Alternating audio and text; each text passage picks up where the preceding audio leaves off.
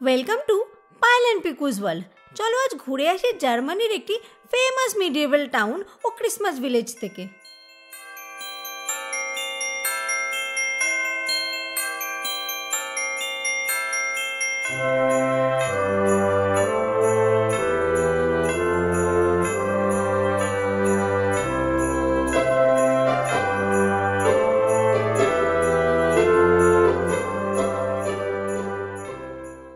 Good morning.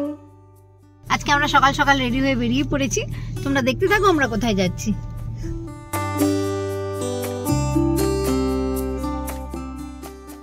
উলম থেকে 140 kilometre travel করে আমরা পৌঁছে যাচ্ছি রথেনবার্গ অফ দ্য টাউবারে। রথেনবার্গ হলো জার্মানির একটি ওয়েল প্রিজার্ভড মিডিয়েভাল টাউন, যেখানে আজও সিটি ওয়াল ইন্ট্যাক্ট আছে।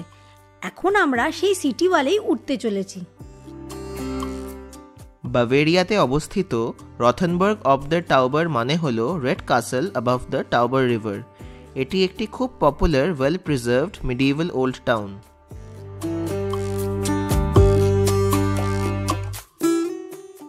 সিটি ওয়াল দিয়ে হাঁটতে হাঁটতে এখন আমরা উঠতে চলেছি রাইডার টাওয়ার বা রোডার টুরমে। টাওয়ারের উপর থেকে পুরো টাউনটির খুব সুন্দর ভিউ পাওয়া যাচ্ছে।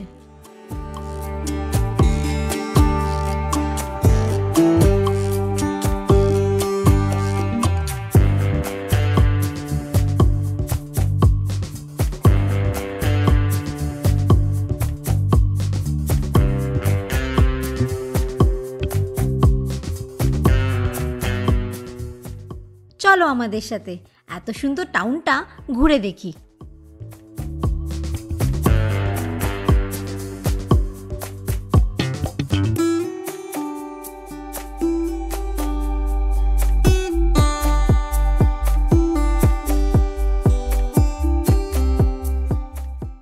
এত সুন্দর কালারফুল হাফ টেম্বার্ড বাড়ির মাঝে এই কবল স্ট্রিট দিয়ে হাঁটতে বেশ ভালো লাগছে।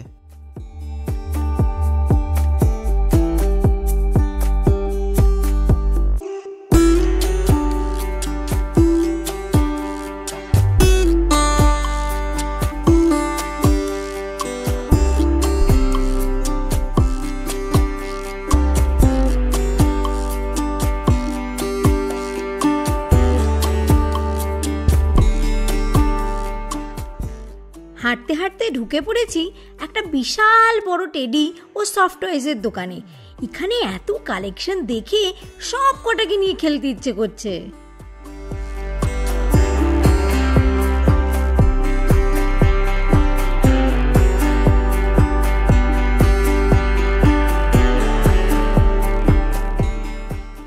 যেহেতু রথেনবার্গ একটি মিডিয়েভাল টাউন, তাই এখানে মিডিয়েভাল নাইটদের অস্ত্রশস্ত্রের মিউজিয়ামও আছে। আর আছে হরেক রকমের সুভেনিয়ারের দোকান।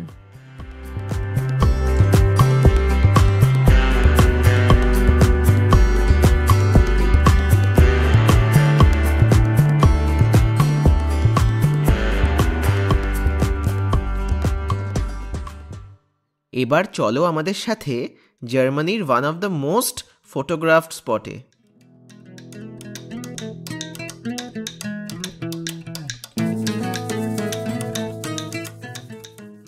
প্লোন লাইন বা small square by the fountain, এটি হলো রথেনবার্গের ইনস্টা ফেমাস একটি জায়গা।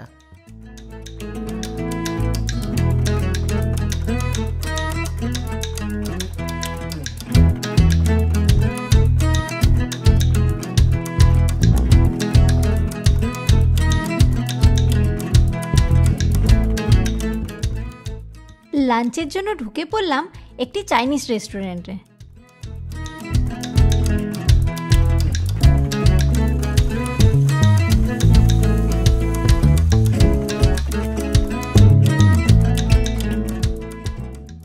দেখো বাড়িটির জানলাগুলোর বাইরে কি সুন্দর রঙিন ফুল লাগানো।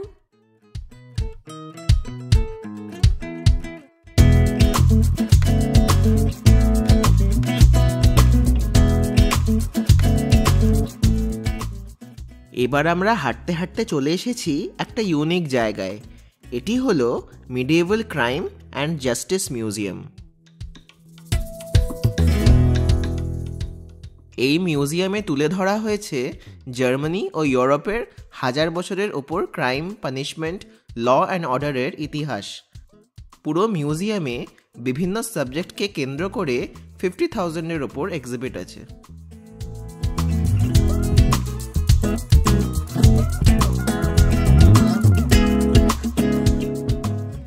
এখানে ডেমনস্ট্রেট করা হচ্ছে পানিশমেন্ট টুল কিভাবে ইউজ করা হতো।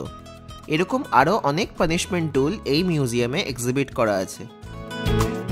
মিডিয়েভাল পিরিয়ডে কোর্টে কি খাবার সার্ভ করা হতো, যুদ্ধ ঘোষণা করার ডকুমেন্টস বা পানিশমেন্টে কি কি অ্যানিমালস ইউজ করা হতো, এই সবই ডিসপ্লে করা আছে এই মিউজিয়ামে।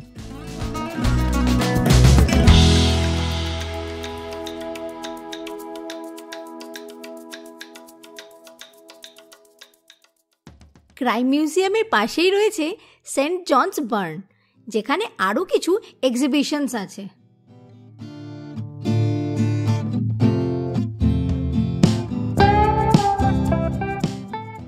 উফ, বেরোতে গিয়ে যা আটকে গেছি, আজকে পায়েল না থাকলে আর ছাড়া পেতাম না।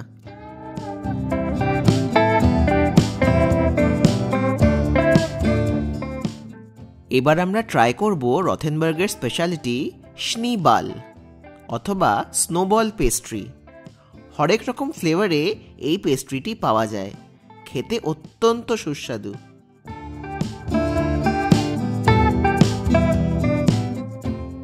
এটি হলো রথেনবার্গের মার্কপ্লাটস।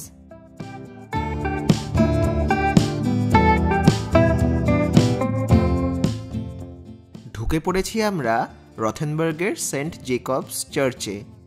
এই চার্চটির কনস্ট্রাকশন 1484-এ শেষ হয়েছিল।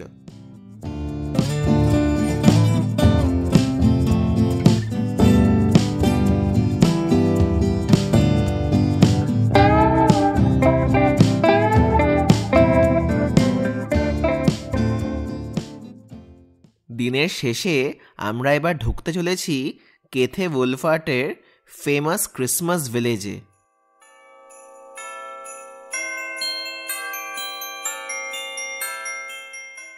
সারা বছরই এই জায়গাটিতে একটা ম্যাজিক্যাল অ্যাম্বিয়েন্স থাকে। ক্রিসমাস সংক্রান্ত সব কিছু, যেমন Christmas pyramid, nutcracker, candle arches, glass বা উডেন ডেকোরেশন, এমনকি টেবিল লেনেন ও খেলনা, সব কিছুই পাওয়া যায় এখানে। ক্রিসমাস ভিলেজটির মাঝখানেই আছে একটি 5 metre high white Christmas tree, যেটা আস্তে আস্তে ঘোরে। এই ট্রিটি 12,500 লাইট ও 1600 অর্নামেন্ট দিয়ে খুব সুন্দরভাবে সাজানো।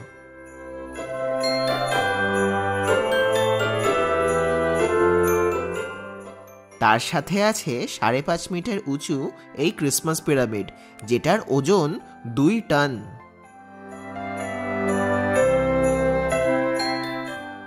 এই দোকানে ঢুকে ভুলেই গেছি যে ক্রিসমাসের এখনো 1.5 মাস বাকি।